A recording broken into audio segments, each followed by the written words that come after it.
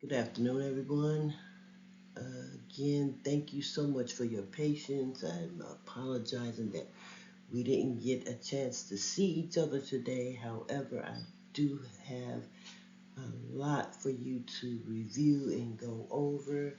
So, uh, this asynchronous online activities today um, will keep you up to date and abreast of what we would have been working on if we had gotten together today.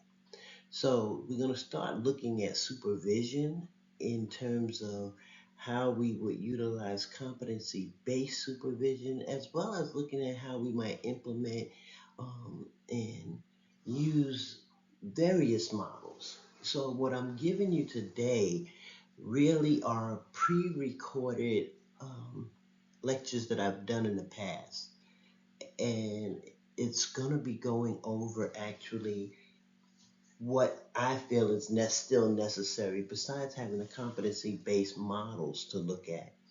I'm also giving you some of the psychotherapy based type models of supervision because a lot of people are still working within that dynamic as well as looking at competency based supervision. So I'm trying to make sure you have a plethora of information.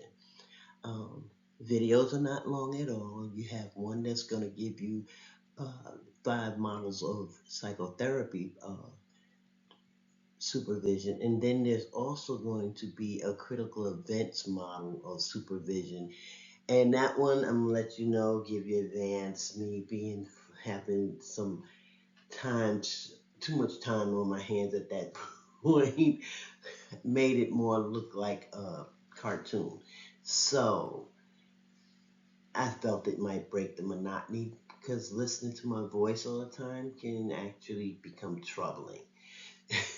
But with that being said, please do jot down any questions that might come up for you as you are listening to the different models and have them for when we get together next week. All right. Thanks for listening.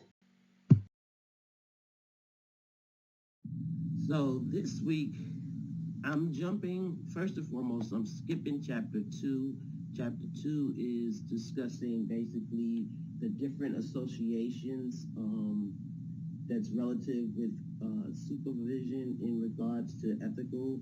You would see APA, Canadian Psychological Association, the American Psychiatric Association, and so forth. What I'll ask of you to do is go ahead and read that on your own.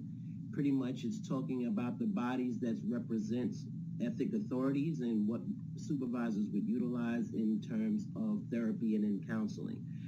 So I'm not going to go over chapter two with you, but I did want to go ahead and pretty much get started on talking about those different models that I mentioned last week so that you kind of have an idea of what to look for, how you might see different techniques held in supervision. Okay. So first and foremost, we got to deal with the psychotherapy-based models of supervision. Here you see listed are five of the main ones that are utilized today. That being client-centered supervisee. Then you have behavioral supervision. You'll have cognitive behavioral supervision, systemic or family system supervision, as well as psychodynamic and psychoanalytic supervision. In today's lecture, pretty much I'm going to go over the first three, and then I'll pick up again next week for the final two. So when we're looking at client-centered or supervisee-centered in this case, we're looking at Carl Rogers. Of course, this is humanistic. Main things I wanted to point out to you in this basically is in regards to that Rogers seeing things as on a continuum. Just like in psychotherapy, he feels that supervision would be on a continuum. Supervisors that utilizes this approach would definitely go with these four facilitated type of conditionings. That would be warmth, empathy, respect, and genuineness.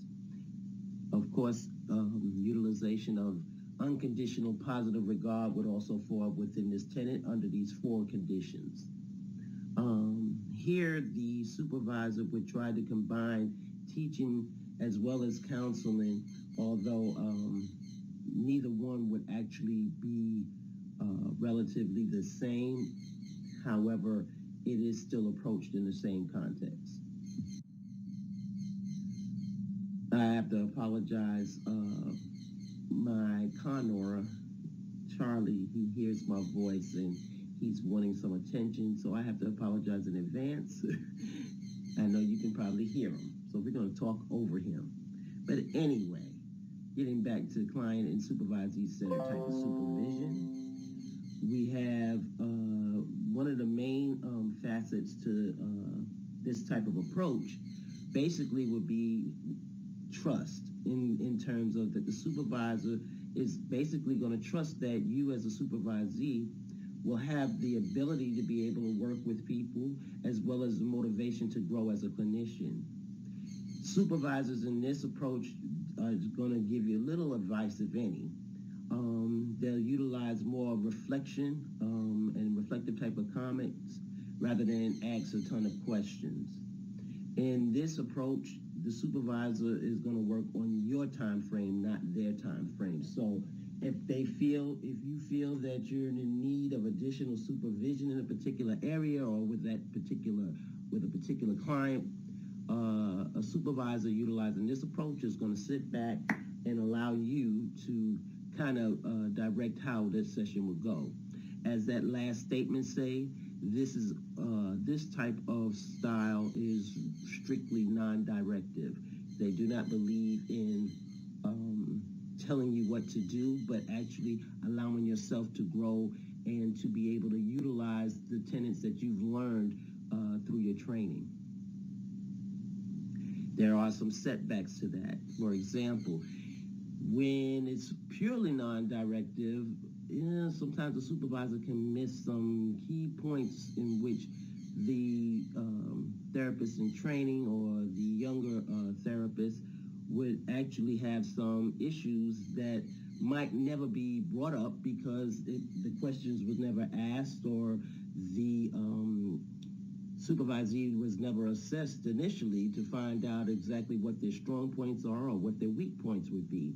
So depending on the individual, this might be a great approach, but there are some pitfalls to it. So now we're going to talk about behavioral supervision. And in this one, here you'll see as we talk, it's got a lot more structure than what the humanistic or client-centered, supervisee-centered approach would have. In this one, we talk about more of fundamental type of constructs of behavioral supervision. The supervisor is going to develop a working alliance with their supervisee. They're going to ensure that there's a trusted environment, more so not physical, but what interactions are going on between the two. There'll be a set of goals and objectives in which it'll be didactical. The supervisor is going to be looking at skills of the supervisee that will be required and to be able to conduct behavior therapy. And they'll also work toward extinguishing whatever inappropriate therapy behaviors. So in this sense, you are the client, you are going to be considered just like if we were working with a client. The supervisor is going to assess continuously how you're doing, what are you doing, and if you're doing it appropriately. So in doing that, they'll take these certain steps. Of course, they're going to try to establish that relationship and try to make it as strong as possible because it's important to have the supervisee to be able to trust and rely on the supervisor. There will be, initially when they first start meeting with you, they're going to conduct a skills analysis and assessment. They will ask plenty of questions, hopefully, to be able to gain a good understanding of the level of competency you have. They will help you to establish goals and objectives of how you will be presenting yourself each time you meet for supervision. You'll work toward creating strategies and working on how you would implement your own goals and objectives for supervision and for your therapy sessions with your client. How do they do that? They use basically an apprenticeship model. Here, as mentioned, if I didn't mention it, behavioral will be directive. Huge direction. They will provide didactic instructions, basically going over the different techniques that is utilizing, making sure that you know each and every step and how to do each and every step. They will utilize modeling. Sometimes you'll be asked to join in with your supervisor in sessions with their clients so that you can actually see. They'll provide you with homework just as if you were providing homework to your clients. You'll have they'll work toward reinforcing those appropriate therapy behaviors. You might have a client and you discuss a situation where you're struggling or seeing some challenges, and in that they'll have some role-playing assignments in which you and the supervisor may act out a particular situation. And of course, continuous reassessment would happen. They're going to see how things are going. They're going to see if you are recollecting the steps of a technique correctly, for example, if you followed their advice and suggestions from previous supervision sessions, and so forth. And finally, last but never least, they're going to ensure that you're monitoring yourself. They'll be self-monitoring for that supervisor as well, seeing where you are with them, as well as seeing how you are handling working with your clients or patients. So Boyd, your textbook we're discussing, Boyd 7-8, came up with these 4 propositions that should be handled and dealt with within behavioral type of supervision. Basically, supervisors going to try to ensure that there's proficient performance, that you are utilizing your skill set, and it's nothing about personality at all. It's strictly on how you act and how you behave with your client and with that supervisor. They're going to look at the different type of tasks that would occur and how you're utilizing each of the skills that you have acquired. They're going to make sure that it's definable and objectable, and that it's responsible, that you are utilizing the learning theory. They would also include making sure that they're utilizing the learning theory in regards to how they handle supervision. They see supervision basically as a skill set, and that they're utilizing basic behavioral principles when they're employing the supervisory tenets. Again, I can't stress this enough, they'll always maintain a directive approach. Basically, behavioral supervisors are going to try to stay true to these principles, and they will try to always identify as well as manage interpersonal dynamics that can arise in treatment or during the process of supervision. So now let's go to cognitive behavioral supervision. Here they have a lot of the similar, as you know, similar constructs. But with the CB techniques, they're going to make sure that you're setting and prioritizing agendas. They're going to make sure your sessions are structured. They too will provide homework assignments, and they'll also suggest to you different homework assignments that you would utilize with your clients. They're going to employ techniques just like the role playing that we mentioned earlier. They might ask you to do journaling. That might be another type. There'll be an emphasis on how you think and how you feel, and what you believe in. They have to look at these to ensure that there are no negative emotions, that you don't have any self-statements that's got irrational thoughts, and so forth. This process has to be toward your for your learning would most definitely be within a realistic approach. They're going to work toward your self-confidence and ensuring that you know that you are competent in that area. Because a lot of times, I think I mentioned to y'all earlier, one of the issues I had as an intern is that I suffered from imposter complex, imposter syndrome, in which I really didn't feel that I had what it takes to be a good clinician.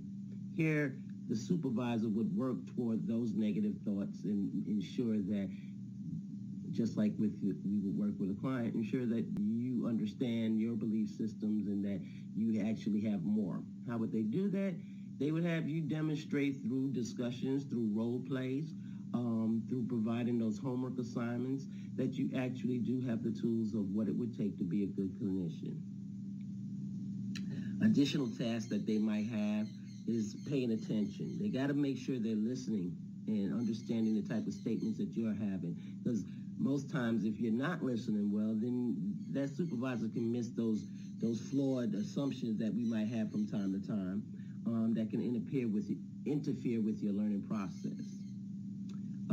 Oftentimes than not, you will again be helped by the supervisor with self-monitoring, and they might have to utilize cognitive restructuring for those negative beliefs that you might possess. See supervision here more about you rather than your client. They're going to ensure that you're working well with your client, but the emphasis here is how you act and how you're thinking about what you're doing and how that might reflect in your therapy sessions. That's the supervisor's main focus. Other goals that would be is demonstrating, and this is another type of supervision that's directive, in which they're going to demonstrate different type of techniques. They're going to work toward decreasing any type of negative emotions or anxiety that you might have as a therapist. But in doing so, they're going to always try to work on boundaries. They don't want that ethical dilemma of multiple relationships that can sometimes occur, because sometimes you have supervisees who think that their supervisor is their friend. And first and foremost, they have to make sure that that alliance is a working one in which this is not personal, this is business, and so forth. They're going to have to make sure at all times that the supervisee demonstrates that they are competent. And doing so in ensuring competency basically is being able to appropriately interpret the dynamics, seeing that you are utilizing this time to learn, to put into place the techniques properly, and to make sure you don't backslide, basically. So more or less, I kind of gave you a real quick recap of what's in the textbook. Again, your textbook, if you don't have it yet, just make sure you try to get it. The Ethics of Supervision and Consultation, Practical Guide for Mental Health Professionals. That's us folks. But those were the first three models. It sounds clear-cut and easy, but one of the things in regards to supervision, it's always intertwined with so many different issues that can be faced not only by the supervisor, but the supervisee. We'll pick this up again next week and finish out with the systemic and family systems, as well as psychodynamic or psychoanalytic type of supervision. So please go ahead if you haven't. So this is going to be part 2 of chapters 3 in the Ethics of Supervision and Consultation. We'll be continuing with the psychotherapy-based models of supervision. And we'll be continuing on with the systemic or family systems style of supervision, as well as psychodynamic or psychoanalytic type of supervision. Okay, so let's talk a little bit about the systemic theory within supervision. Some information I wanted to give you is from an article that's using system perspectives in supervision, and this is by Montgomery and Company from Texas. And more or less, first and foremost, let's just describe the system's perspective. This is something that originally came from physical science, and its analyses basically have been able to prove useful ways in which we can understand it and learn how to change complex natural phenomenon like weather patterns and ecology. The systems concept has been borrowed and applied to social sciences, whereas it'll be helpful in understanding complex social phenomena like the interactions of societies, families, and individuals. So, although the theory and the practice of counseling originated from psychoanalytics, behavioral, and humanistics paradigms, there's been a growing percentage of therapists that utilize family systems and orientations as a preferred theoretical guide in practice. Specifically, when people are discussing marriage and family counseling orientation, the perception has been that family systems would provide a practical way of being able to understand and work within the contextual factors that's involved with clients' problems or symptoms. Additionally, a lot of therapists would utilize systems perspective to conceptualize the cultural features of a client's life as well as in their own lives in the treatment process. So when we think about systems, thinking in a paradigm that would allow counselors to usefully shift focus from the exclusive individual framework into a more broader type of understanding of the client's situation, of the problems, and looking at their strengths as well as their weaknesses and that complexity within the change process. So marriage and family, within that confine, supervision and the supervisees are basically conducting this from that perspective and looking at general eclectic systems in orientation. So as mentioned on the slide, I talk about that there's several different types that you might look at, being either transgenerational model or the natural systems model or the one I previously mentioned, the contextual model. So I'm going to step back a moment because I kind of went into talking about the definition of systemic without going straight into talking about the theoretical orientations, but I do want to make a mention in terms of the different organizations that actually do a certification process. And the American Association of Marriage and Family Therapy, or AAMFT, they kind of were the first to give specific type of qualifications for a supervisor, and that it wouldn't be just because they are considered a senior therapist that they automatically get the role. However, in this case, there's specific guidelines within the education process and their training to be a supervisor.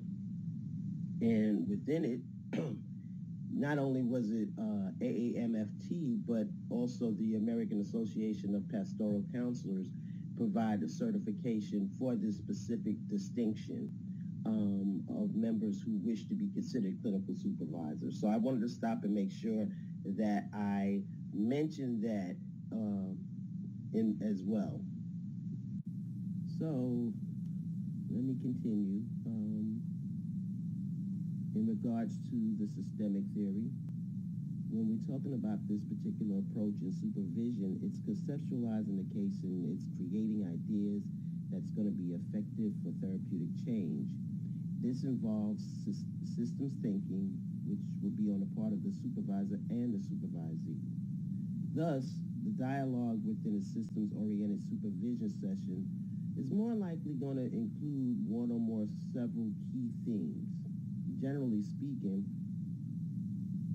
these themes will portray a heightened attention to context. Specifically, the themes will include diagnosing the system, not symptoms. It'll look at viewing problems in context, and it'll focus on systemic change. Diagnosis of the system is traditionally would be upon the client to consider for individual diagnosis based on the number, the severity, and frequency of a particular symptom.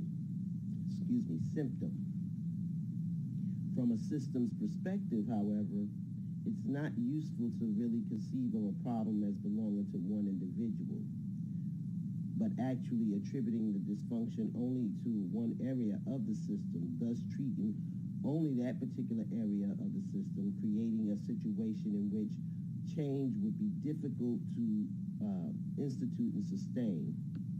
Individual diagnosis would be seen as having limited usefulness because a diagnosis would imply that it's individually oriented rather than an interpersonal or contextual type of conceptualization of the problems.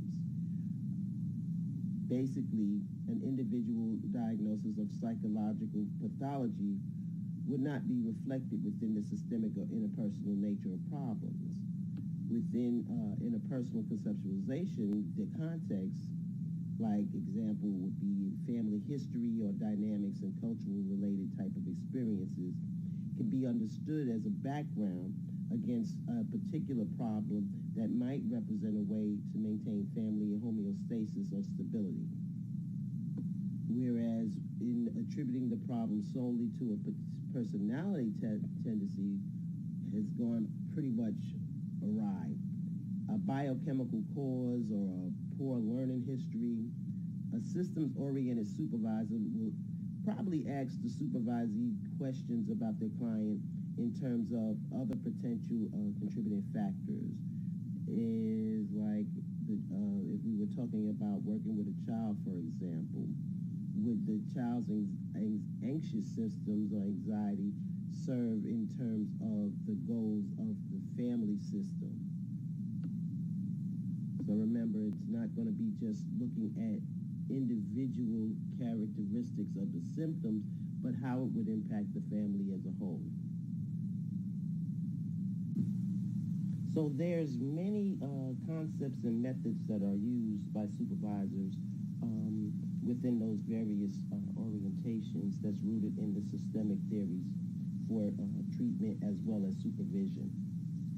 And there's three specific areas that I want to point out. First one's talking about the required supervisee self-disclosure in which genograms and autobiographies might be used. This allows recognition of the supervisee's experiences that would be influenced by their internal and external context. It's looking at their histories, their goals, how they think about work within and as well as within their family environment, looking at the legal or educational type requirements that came about for their training.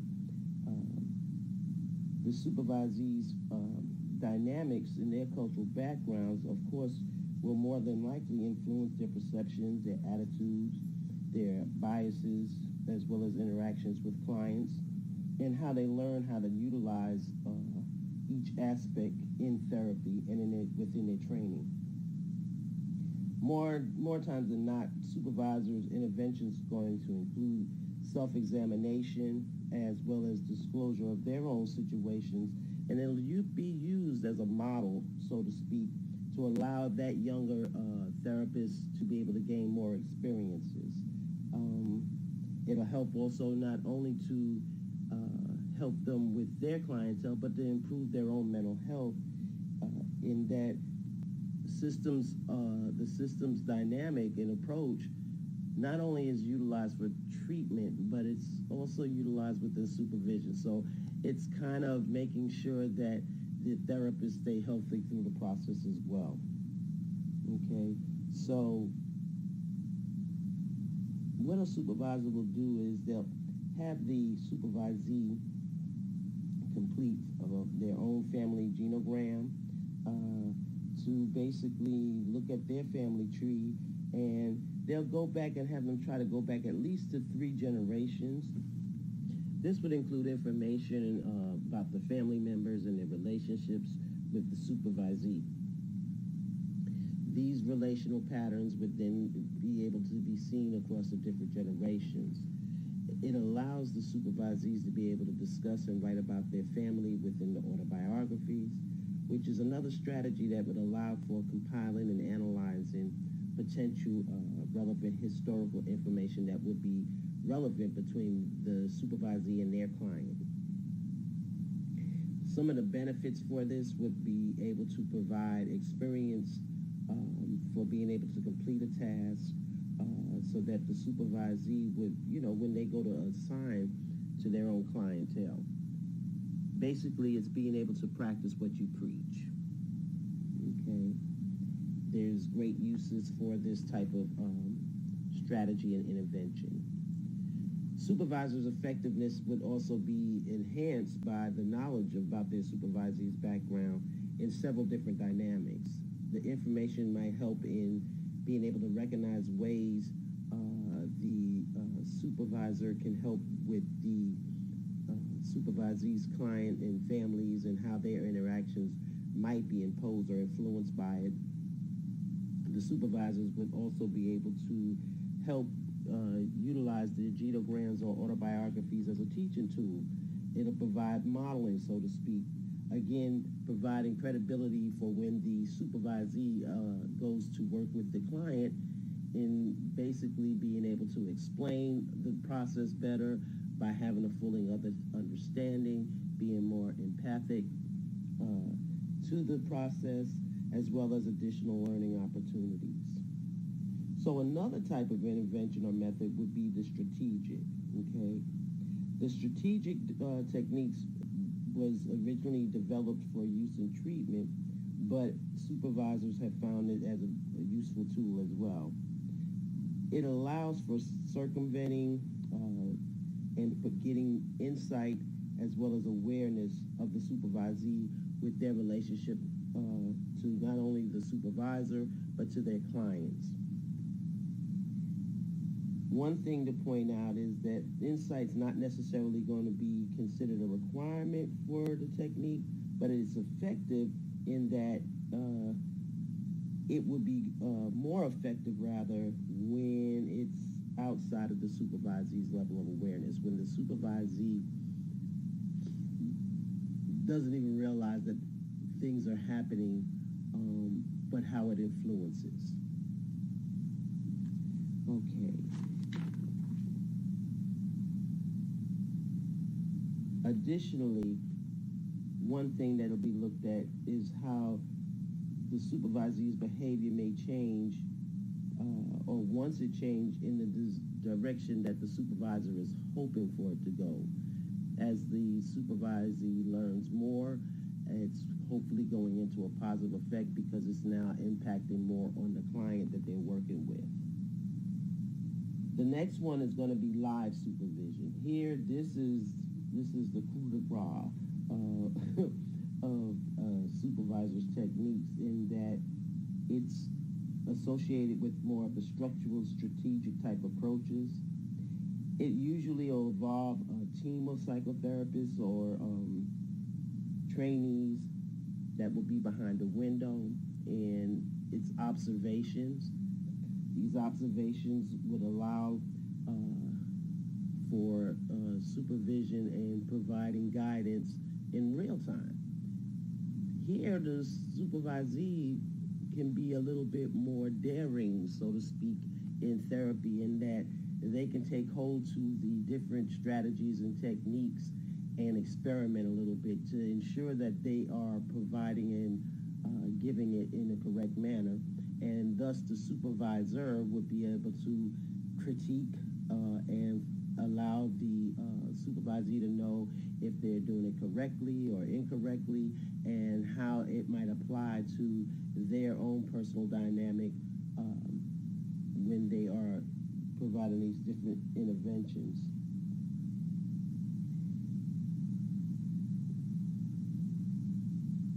So just to wrap that up, main thing to know is that this is a evaluative type technique.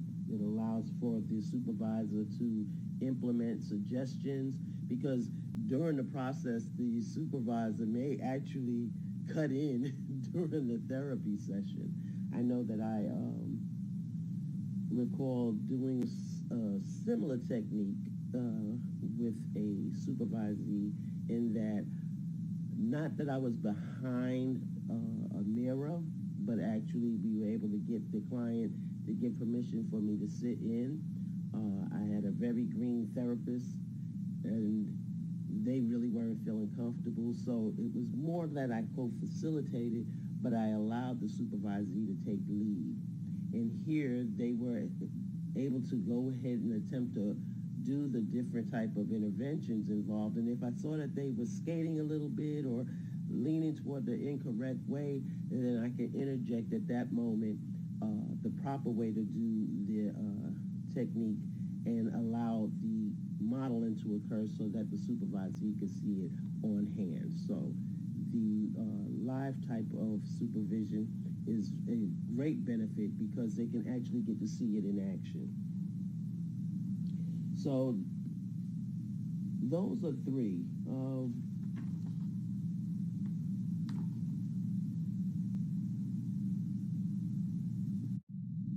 So just to wrap up on the systemic family supervision, just want to point out a couple of ethical considerations. The main thing, there are advantages and disadvantages when it comes to the supervisee being able to self-disclose. One, it'll help improve competency. It helps to increase awareness of the supervisee's unresolved personal and family issues. It'll help the supervisee to learn how to differentiate their own issues from that of their clients, and as well as increase objectivity and reduce the emotional reactions that one might get during therapy sessions. Now, some of the disadvantages would be that the supervisee feels that there's an invasion of privacy between the supervisee and the supervisor, because basically the tenets of systemic is the same as treatment. The supervisor has to be careful about the creation of a dual type or multiple relationships, not only amongst the supervisor and the supervisee, but that of the supervisee and their client. The supervisee might start to feel more vulnerable, thus creating this a new problem, a new issue in which they're not sure of themselves no more, or they're feeling that the line between, or the boundaries are now being misconstrued, in that they'll feel like they're in therapy rather than they're in supervision. There's the potential of exploitation or manipulation by the supervisor, because they're getting into deep, very deep issues for that supervisee. One thing that the supervisor has to get in this whole process, the same way we would get with clients, is informed consent. The supervisor, as I mentioned before, needs to sit down and explain to the supervisee this process and to get their permission, to have them consent to this process. Otherwise, it won't work. One thing that there's a disadvantage for live supervision, and I mistakenly wrote therapy, which it'll probably be fixed. But anyway, one of the things with live supervision, that it can create dependency, whereas I gave the example earlier about the supervisee in which I co-facilitated with to allow them to see modeling in action. Well, when a new therapist or supervisee is not sure of themselves, they might start to rely more on the supervisor sitting in with them to help build their confidence.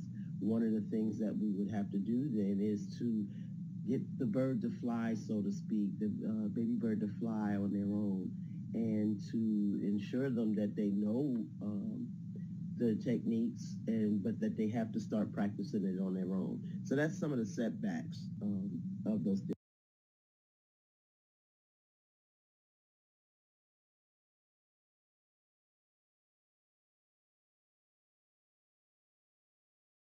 Enhancing the professional functioning of the more junior person.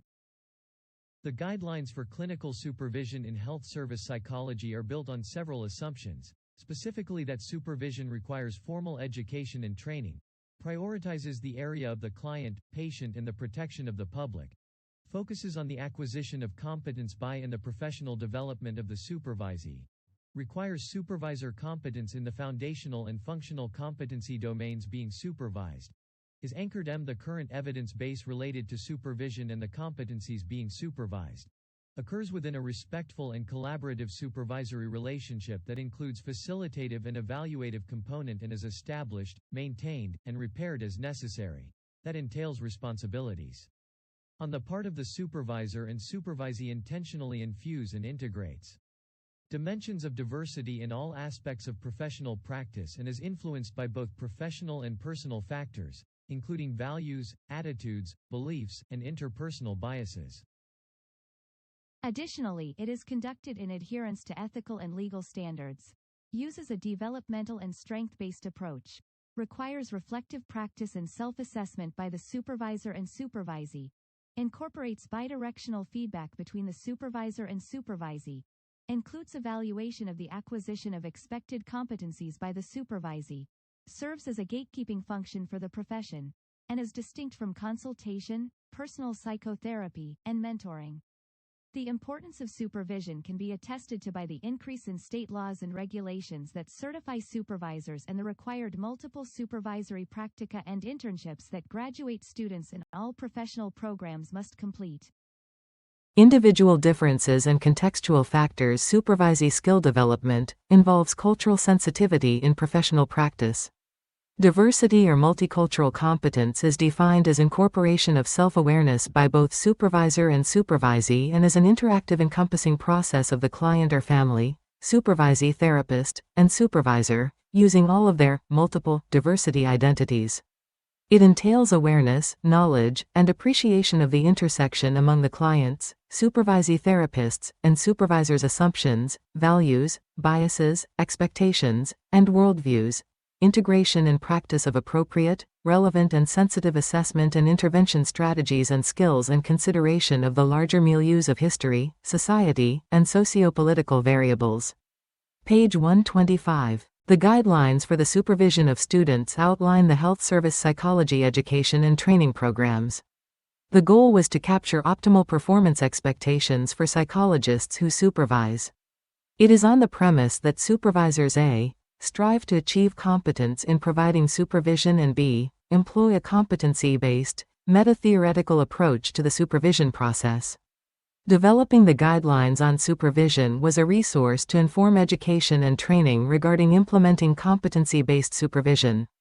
The guidelines on supervision build on the robust literature on competency-based education and clinical supervision. 7 domains compile competency-based supervision: 1. Supervisor competence, 2. Diversity, 3. Relationships, 4. Professionalism. Then there's assessment, evaluation, feedback, as well as problems of professional competence, and ethical, legal, and regulatory considerations. The guidelines on supervision represent the collective effort of a task force convened by the American Psychological Association Board of Educational Affairs, BEA. Supervision is a professional practice that involves a collaborative relationship with both facilitative and evaluative components. It aims to enhance the professional competence and science-informed practice of the supervisee, monitor the quality of services provided, protect the public, and serve as a gatekeeping function for entry into the profession. When referring to supervision, it encompasses clinical supervision conducted by all health service psychologists across clinical, counseling, and school psychology specialties. The American Psychological Association's policy in 1996 defined a health service psychologist, which was reaffirmed in the 2011 revision of the A.P.A. Model Act for state licensure of psychologists. To promote understanding and use of the guidelines on supervision, a clear and delimited scope for the document is essential. Health service psychology, HSP, is preferred as it is narrower than professional psychology and includes clinical, counseling, and school psychology specialties. However, the specialty of industrial organizational psychology still needs to be addressed separately by the task force. Competency-based supervision is an approach that explicitly identifies the knowledge, skills, and attitudes that make up clinical competencies. It informs learning strategies and evaluation procedures, and meets competence standards consistent with evidence-based practices and the local, cultural clinical setting. Competency-based supervision is one approach to supervision, and it does not exclude other models of supervision. The guidelines on supervision are organized around 7 domains. Domain A. Supervisor competence. Supervisors strive to be competent in the psychological services provided to clients, patients by supervisors. When supervising in less familiar areas, they take reasonable steps to ensure the competence of their work and to protect others from harm. They seek to attain and maintain competence in the practice of supervision through formal education and training. Supervisors also aim to coordinate with other professionals responsible for the supervisee's education and training to ensure communication and coordination of goals and expectations. They strive for diversity competence across populations and settings, and when using technology in supervision, they strive to be competent regarding its use. Domain B. Diversity supervisors aim to develop and maintain self-awareness regarding their diversity competence, including attitudes, knowledge, and skills. They deliberately strive to enhance their diversity competence to establish a respectful supervisory relationship and facilitate their supervisee's diversity competence. Supervisors also seek ongoing training in diversity competence as part of their professional development and lifelong learning. They aim to be knowledgeable about the effects of bias, prejudice, and stereotyping, and to model client-patient advocacy when possible. Additionally, supervisors aspire to be familiar with the scholarly literature concerning diversity competence in supervision and training, and to be familiar with promising practices for navigating conflicts among personal and professional values in the interest of protecting the public. There is much more to cover in the 7 domains of the guidelines, which will be reviewed in the next slide. Now let's look at Domain C, Supervisory Relationships. According to Bernard and Goodyear, 2014, Fallender and Shafransky, 2004, Holloway, 1995, and O'Donovan et al., 2011, the quality of the supervisory relationship is crucial for effective clinical supervision. When we talk about the quality of the supervisory relationship, we are referring to its association with more effective evaluation, as theorized by Lehrman, Waterman, and Ladaney, 2001. Landry, Ellis, and Friedlander, 1999, believed that it was more about satisfaction with supervision, and Fallender and Shafransky further considered supervisee self-disclosure of personal and professional reactions, including reactivity and countertransference. This power differential is a central factor in the supervisory relationship, and the supervisor is responsible for managing, collaborating, and discussing power within the relationship. Porter and Vasquez, 1997. First, supervisors value and seek to create and maintain a collaborative relationship that promotes the competence of the supervisees. Second, supervisors seek to specify the responsibilities and expectations of both parties in the supervisory relationship. They identify expected program competencies and performance standards and assist the supervisee in formulating individual learning goals. Finally, supervisors aspire to regularly review the supervisee's progress and the effectiveness of the supervisory relationship and address any issues that arise. Moving on to Domain D, Professionalism, Gruss and Kaslow stated that the Professionalism Covenant prioritizes the needs and well-being of the people they serve. They outlined the key components as follows: behavior and demeanor that reflect the values and attitudes of psychology in line with Foad et al., 2009, and Hatcher et al., 2013. The essential components include 1. Integrity, honesty, personal responsibility, and adherence to professional values. 2. Department. 3. Accountability. 4. Concern for the welfare of others. And 5. Professional identity. Supervisors aim to exemplify professionalism in their behavior and interactions with others, and to impart the knowledge, skills, and attitudes associated with professionalism. Supervisors are encouraged to provide ongoing formative and summative evaluations of supervisees' progress in meeting the expectations for professionalism at each level of education and training. We will end here. Next week, we will continue discussing the guidelines and domains. All right, so here we are, we're wrapping up. Again, thank you for your patience. Sorry for any kind of inconvenience this might have been for you. But just to recap, we went over the different models of supervision. You're going to find that your reflection assignment is going to be actually based off of the book that you're working in, Philanda and Frank's. You'll please read those chapters, as well as next week we're going to probably do some role plays just to get yourselves comfortable sitting in a role of more than just a student, but what you will be in the future. Um, your reflection assignment is more based off the text. However, if you notice, the actual lectures were talking about the different models that's outside of what your textbook discussed. I wanted to make sure that you had a good, clear picture of not only just the competency-based models, but also psychotherapy models that are available. So, with that being said, hopefully it was something that was useful for you and that you learned a little bit.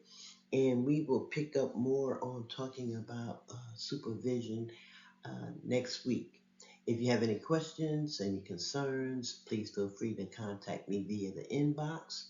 Again, thanks for listening, and I'll see you next week.